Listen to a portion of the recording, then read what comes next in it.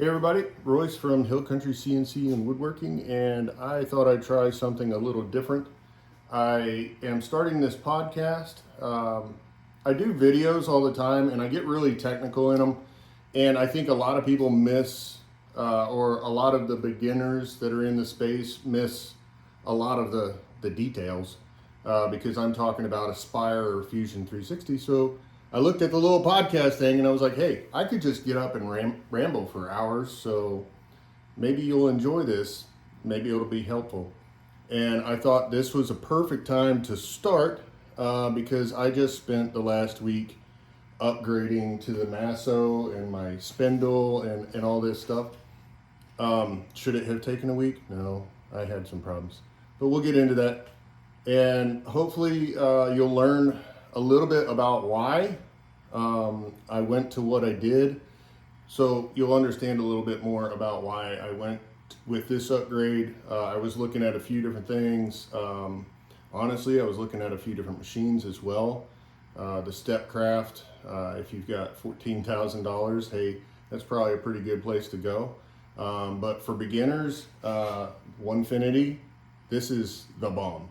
And I'm gonna get into exactly what I mean. This is the greatest starting place you could wish for. So diving in, I wanted to talk first about the Buildbotics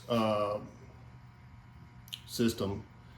You know, I think most people that are jumping into the Onefinity these days are going straight into the Masso, and that's a great idea. I love this thing, and I'll give you some of my background. I do CNC professionally. Okay, use a Laguna Smart Shop 2 Pro. It is the top of the top of the top industrial CNC, $50,000, and you would imagine that it is just the best there is. But I'll tell you, and I'll put a picture on here somewhere, where you can see the interface that I use, and then there's the interface for the Masso, and I'm gonna tell you right now that in my first week of using the Masso's better. Like, it's better than the Laguna $50,000 interface. So I would move to this. If you're choosing right now which system you want, whether you want a Buildbotics, I can never say it, the black box, or a Masso, spend the money on the Masso. It's well worth the money. And I'll explain that in a couple ways too.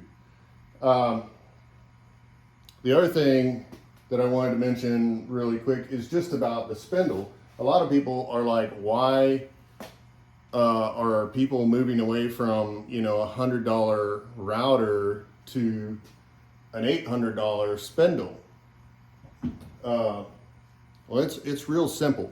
And this is one of those things that they don't teach you when you're jumping into this.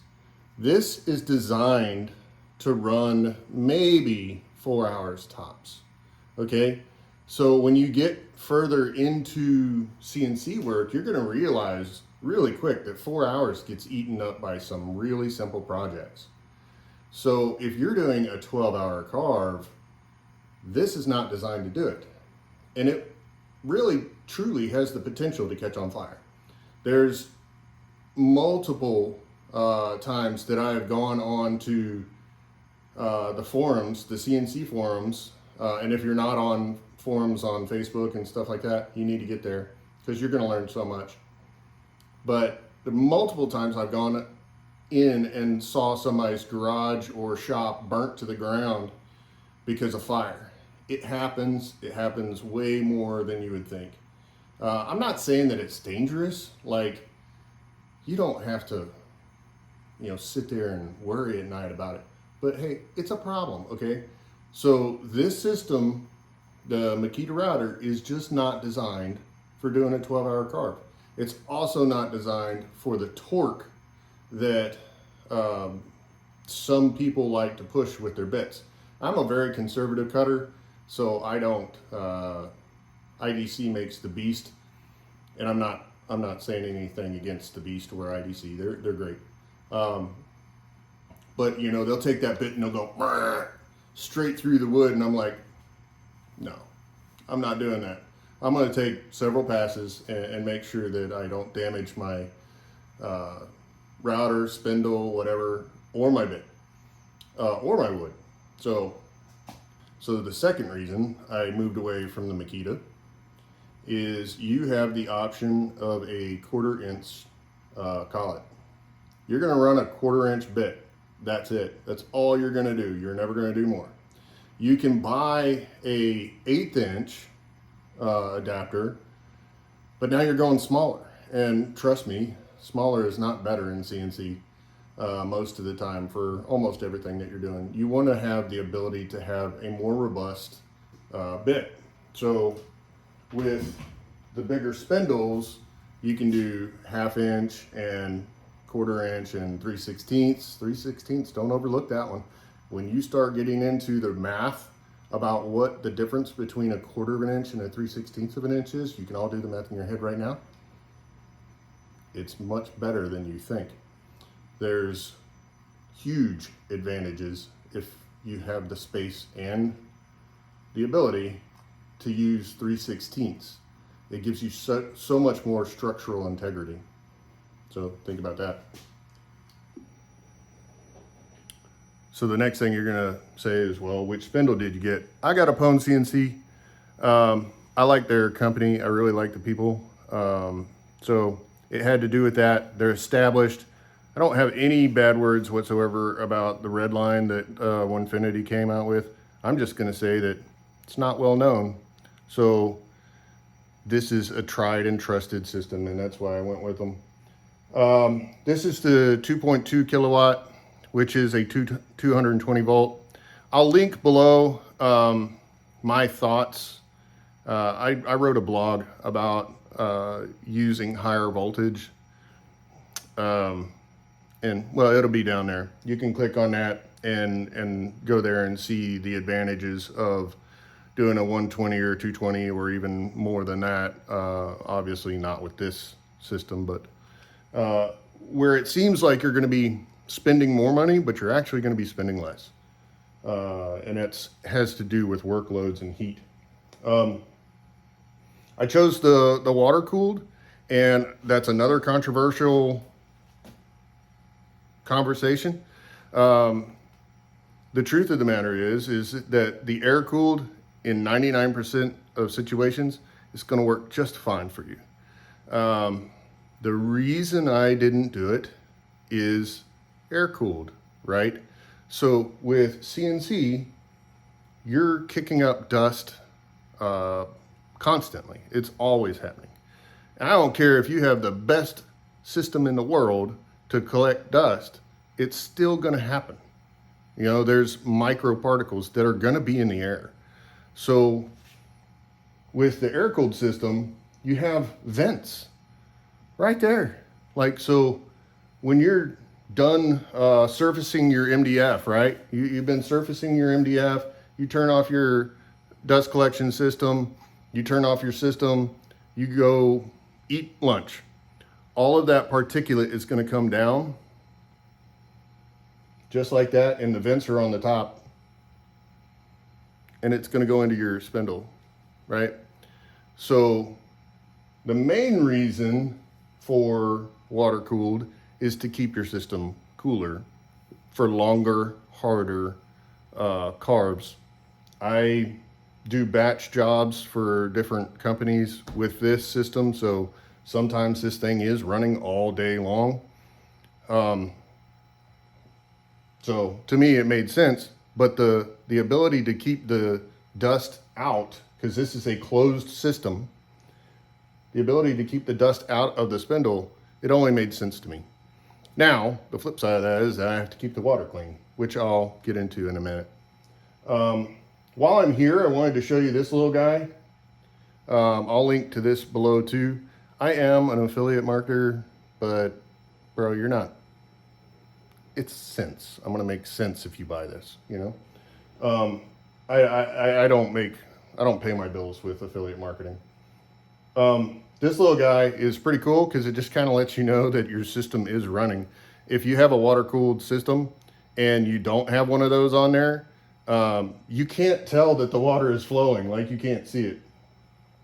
One other little thing that I wanted to mention, if you buy this system from PwnCNC, which I'll link to them below too, they sell these cool connectors. That's what they call them, cool connectors. I recommend buying them. I'm not gonna say that I lost some sleep getting these tubes on here, but I'm a pretty crafty dude and it was pretty hard to do. And I think that's really all I'm gonna say about the spindle. All right, we're gonna call this the awkward view. Next part of my conversation about why I upgraded and also why maybe if you're looking at buying a Onefinity, look at the Elites. I know it's a lot more money, but the headaches are ridiculous sometimes with the non-Elite system, okay? So I wanted to mention the steppers, right?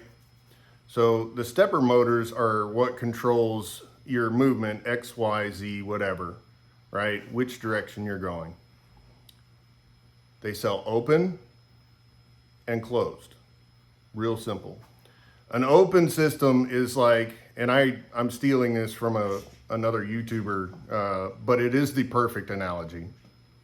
An open system is like the pigeons that they used in World War II. They tied a little message onto the pigeon and send it away and hope that it got where it was going. That's kind of what happened with the Buildbotics or black box, and sometimes the message didn't get there. Sometimes the message got there a little wrong.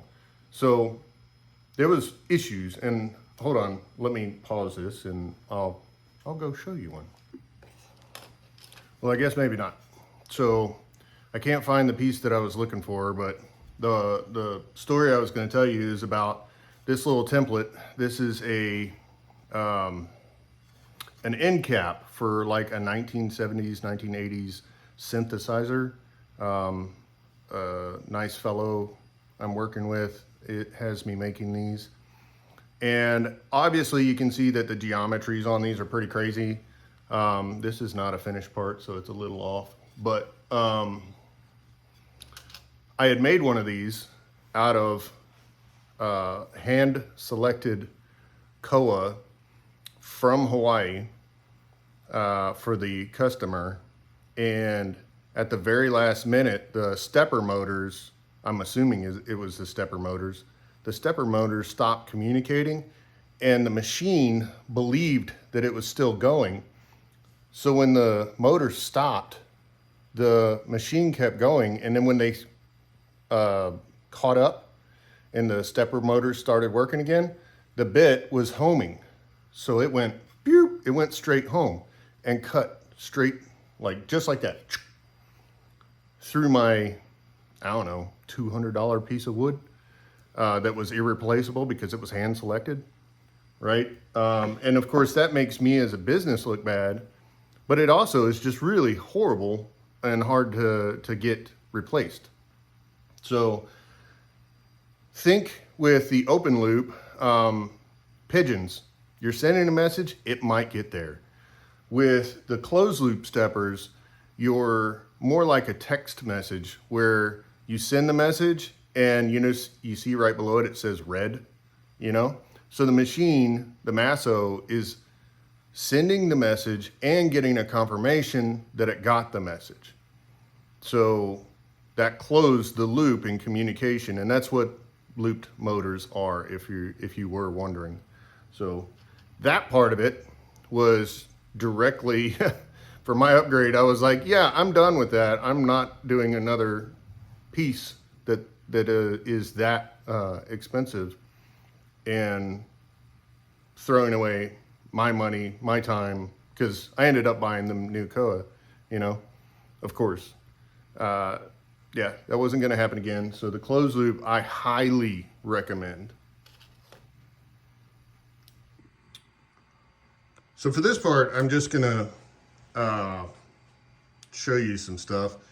Other things that I highly recommend with the Elite system or the upgrade system is the drag chains. Now, I'll talk straight at Onefinity right now for just a second. Bro, why'd y'all make your drag chain so shallow? This thing needs to be like 2 inches. And I know you're like, well, all you have to do is run this one little wire through there. Really? But no, we know that other wires are going to be run through there, so it would be nice if that was bigger. But back to being nice, it is a great system. Like, come on. Having all your stuff in a drag chain so that it's not a mess is really good. Keeping stuff out of the way is awesome. I do have some solutions on how I'm going to fix this. They sell little brackets that snip on the side. I don't know if I'm going to do that, but I think what I'm just going to do is buy a bigger drag chain and everything will fit in there and we won't have to worry about anything. My other complaint with wiring, everybody's different, but you can see on mine I've already got fraying. And it's because of I have to do this kind of turn to get it out of the way. And I have to imagine that a lot of the CNC machines out there have to do that. So that's just not the coolest thing in the world. It'd be nice if this was planned a little differently. But definitely not something that I would sway away from the system for. So firing this thing up is really easy. It's one button. I'll say on the Laguna that it takes about a minute. This one I think is probably around 15 seconds. So that's pretty awesome. Do the e-stop and then double click for home. And you can see how quickly that is moving. And I could actually make it move faster. I just don't want to hurt my brand new machine. Not that I think I could.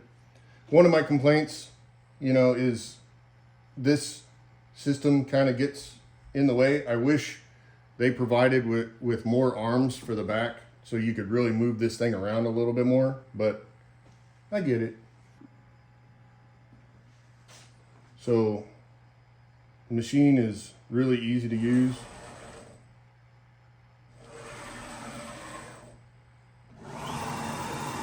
You can adjust things very rapidly.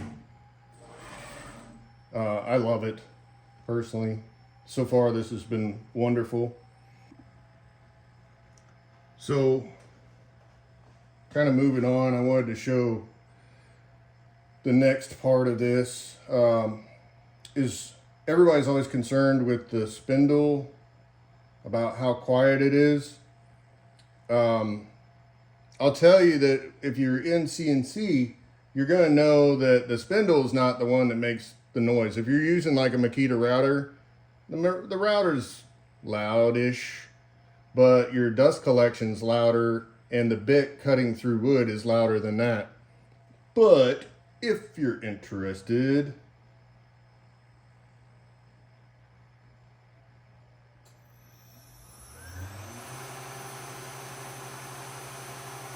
that huge bit